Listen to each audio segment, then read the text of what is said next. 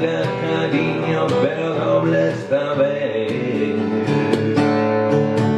Ay, Rosita, si no quieres que vuelva a alargarme de nuevo, te pido por Dios, señorita, la botella, por favor. Esta es la carretera.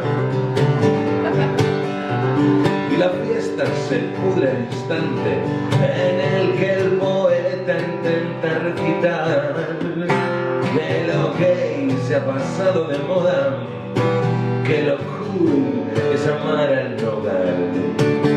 Al pintor le fulmina por WhatsApp, su marchante en New York se ha caído al final, pero a cambio le ofrecen en Parla el club del ganchillo y de mus ideal.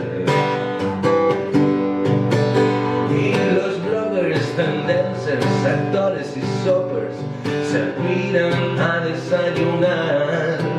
El poeta se va hasta el retiro a hartarse de amar con el dúo detrás. El pintor para Tocha y a Parla, en la vida querido, abre su local. Yo me voy con la camarera a comprar más tequila después de una noche tan chic y arrancable. Ay, Rosita, si quieres que siga aguantando la vena, dame de beber. Sírveme otro tequila, cariño, pero doble esta vez.